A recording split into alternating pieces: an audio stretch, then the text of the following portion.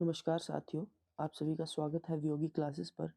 आज हम जिस टॉपिक पर डिस्कस करेंगे वो है इंडिया एंड इट्स लोकेशन। ये 11th एनसीईआरटी का फर्स्ट चैप्टर है ज्योग्राफी का। चलिए इस पर बात करते हैं। देखिए, तो सबसे पहले अगर हम इंडिया की लोकेशन देखें तो इंडिया का लैटिट्यूडनल और लॉन्गिट्यूडनल एक्सटेंशन हम देखेंगे। लैटिट्यूड्स और लॉन्गिट्यूड्स क्या होते हैं वो आपको पिछले लेक्चर में समझा चुका हूँ। जैसे कि आप देखेंगे यहाँ पर इंडिया का लैटिट्यूडनल एक्सटेंशन है वो 8 डिग्री 4 मिनट नॉर्थ से 37 डिग्री 6 मिनट नॉर्थ तक है।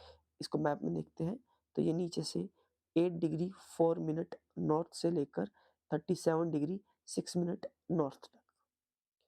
चलिए, और अगर लॉन्गिट्यूड्स की बात करें तो 68.7 डिग्री ईस्ट से लेकर 97 डिग्री 25 मिनट्स ईस्ट तक। यहाँ पर 68 डिग्री 7 मिनट ईस्ट और यहाँ पर 97 डिग्री 25 मिनट्स ईस्ट तक। अगर इंडिया के मेनलैंड एक्सटेंशन की बात करें, मेनलैंड के अंदर हम आइलैंड्स को इंक्लूड नहीं करते हैं, तो अगर उसकी बात करें तो इंडिया का एक्सटेंशन कश्मीर से लेकर नीचे कन्याकुमारी तक है। और अगर इधर बात करें यानी वेस्ट टू ईस्ट बात करें तो गुजरात से लेकर अरुणाचल प्रदेश तक, इस तरीके से। ठीक है, देखिए आप, तो इंडिया के अंदर हमें जो देखने को मिलता है, यहाँ पर आपको एक पॉइंट देखने को मिलेगा कि जो इंडिया की टेरिटोरियल लिमिट है, अगर वो हम सी के अंदर देखें तो वो 12 नॉटिकल माइल्स तक है। इसका क्या मतलब है? देखिए, वापस हम मैप पर आएंगे तो यहाँ पर आप देख सकते हैं ये हमारा कोस्टल एरिया है। तो जो सी में बाउंड्री होती है किसी भी कंट्री की, वो कैसे कैलकुलेट होती है? वो कोस्ट से सी के अंदर 12 नॉटिकल माइल्स इतनी होती है, यहाँ से आगे तक एक्सटेंड करती है ये। अब ये 12 नॉटिकल माइल्स कितना होता है? तो ये अराउंड 21.9 किलोमीटर के आसपास होगा।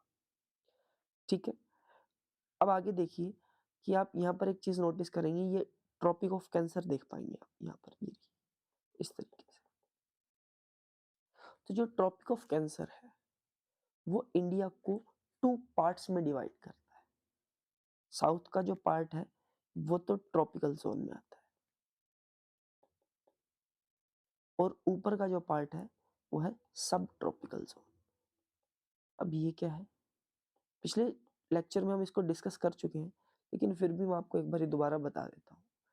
ट्रॉपिकल जोन वो जोन है जो हमेशा, जहां पर जो वेदर है वो आप कह सकते हो समर जैसा रहता है,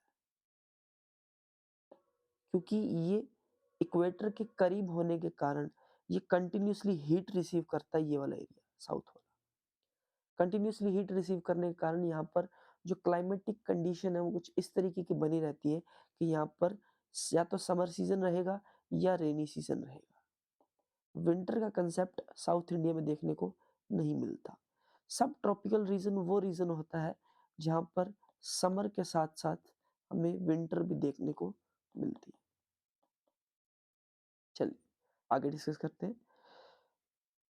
इंडिया का जो स्टैंडर्ड मेरिडियन है वो है 82 डिग्री 30 मिनट्स ईस्ट। इंडिया जो टाइम कैलकुलेट करता है वो इसी स्टैंडर्ड मेरिडियन के अकॉर्डिंग ही कैलकुलेट करता है, जो कि यूपी के मिर्जापुर से होकर निकलता है। जैसे हमने पिछले लेक्चर में भी डिस्कस किया था कि हर 15 डिग्री पर 1 घंटा एक्सटेंड हो जाता है 0 डिग्री से। अगर हम 15 डिग्री बढ़ते रहते हैं, एग्जाम्पल जैसे अर्थ है, यहाँ पर 0 डिग्री लॉन्गिट्यूड है, इससे हर ईस्ट में हर 15 डिग्री पर 1 घंटा इंक्रीज हो जाएगा। जस्ट एग्जाम्पल, अगर यहाँ 12 बज रहे हैं तो 15 डिग्री पर क्या टाइम हो रहा होगा? 1 बज रहे होगा। हर कंट्री जो अपना टाइम कैलकुलेट करती है वो हर 7.5 डिग्री पर कैलकुलेट करती है। फॉर एग्जाम्पल, किसी भी कंट्री को अगर अपना टाइम कैलकुलेट करना है तो वो 15 डिग्री का मल्टीपल ना लेकर 7.5 का मल्टीपल लेती है, जैसे कि आप यहाँ देख सकते हैं। तो इंडिया का भी जो स्टैंडर्ड मेरिडियन है वो 82 डिग्री 30 मिनट्स ईस्ट है। ठीक है, चलिए देखते हैं आगे। साइज की बात करें तो इंडिया का साइज काफ़ी वास्ट है, हम सब जानते हैं, ठीक है। इंडिया की अगर आप लैंड बाउंड्री देखेंगे, यहाँ से अगर इस तरीके ये कंप्लीट लैंड बाउंड्री है, अगर आप इसको देखेंगे तो इसकी टोटल जो लेंथ है वो है 15,200 किलोमीटर। और इंडिया में फिजिकल डाइवर्सिटी बहुत ज़्यादा है। फिजिकल डाइवर्सिटी का मतलब है यहाँ पर आपको हर तरह की लैंडफॉर्म देखने को मिल जाएंगी। नॉर्थ में हमें माउंटेन्स देखने को मिलते हैं, बड़ी बड़ी रिवर्स हैं जैसे गंगा, ब्रह्मपुत्र, महानदी, कृष्णा। इसी तरीके से हमें जो साउथ इंडिया है वहाँ भी कुछ माउंटेन्स देखने को मिलते हैं, जैसे हम वेस्टर्न घाट्स, ठीक है, ईस्टर्न घाट्स। नॉर्थ ईस्ट का जो एरिया है वहाँ भी हमें कुछ माउंटेन्स देखने को मिलते हैं, जैसे गारो है, खासी है, ठीक है, मणि हिल्स है। ये नॉर्थ ईस्ट के अंदर हिल्स देखने को मिलते हैं। इसी के साथ साथ इंडिया के अंदर प्लेट्यू रीजन भी है, पेनिनसुलर प्लेट्यू है, ठीक है। तो इंडिया के अंदर डाइवर्सिटी बहुत है और कोस्टल एरियाज भी है।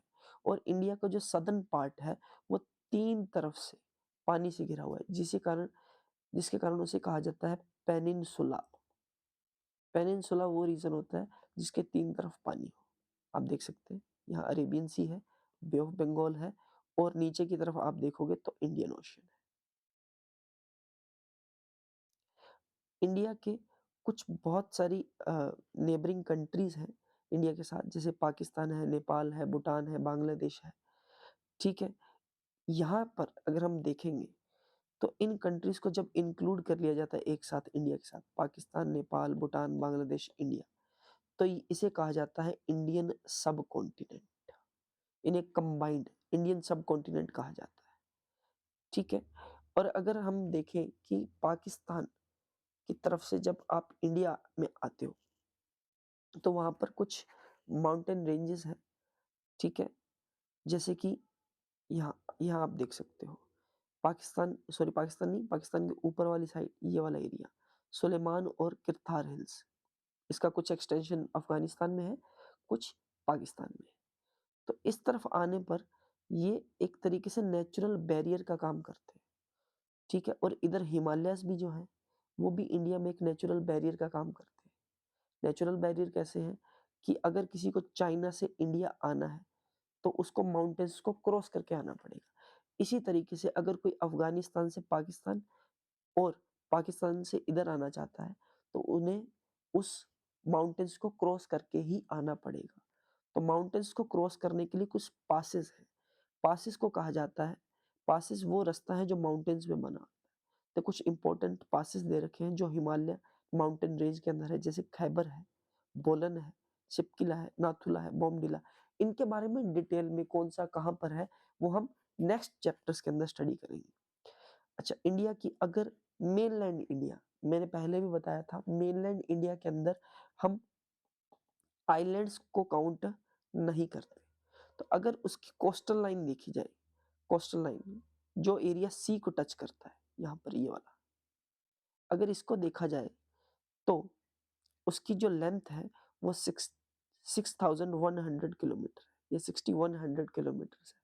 और अगर हम हमारे जो 2 आइलैंड ग्रुप्स हैं, एक तो अंडमान एंड निकोबार और एक लक्षद्वीप जो आइलैंड है, अगर हम इसको इंक्लूड कर लें तो इंडिया की कोस्टल लाइन जो है वो हो जाती है 7,516 किलोमीटर।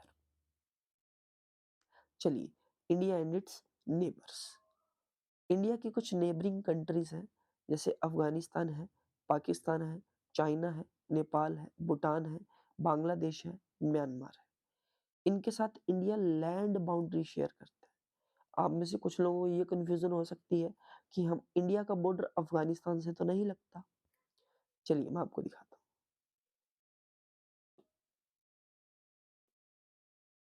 ये वाला जो एरिया है यहाँ पर, ये मैप थोड़ा सा क्लियर नहीं है यहाँ पर, अगर आप यहाँ इसको देख पाएंगे, ये वाला एरिया, यहाँ यहाँ से इंडिया और अफगानिस्तान का जो लैंड बॉर्डर है वो टच करता है। बहुत ही एक, आप कह सकते हो सबसे छोटा बॉर्डर हमारा अफगानिस्तान के साथ ही है, ठीक है। हालांकि वो एरिया अभी हमारे कंट्रोल में नहीं है, वो पाकिस्तान ने इल्लीगली ऑक्यूपाई कर रखा है उस एरिया को, लेकिन इंडिया का बॉर्डर अफगानिस्तान से टच करता है। ये हमारी जो वो कंट्रीज है जिनके साथ हमारा लैंड बॉर्डर हम शेयर करते हैं। दो ऐसी कंट्रीज भी हैं, दो आइलैंड नेशंस भी हैं जो हमारी नेबरिंग कंट्रीज हैं, जैसे श्रीलंका है और मालदीव्स है। दोनों ही इंडियन ओशन में लोकेटेड है, ठीक है। और श्रीलंका जो इंडिया से सेपरेटेड है by the gulf of Mannar and पाक स्ट्रेट। तो आज के लिए इतना ही, मिलते हैं नेक्स्ट लेक्चर में। धन्यवाद, बहुत बहुत धन्यवाद।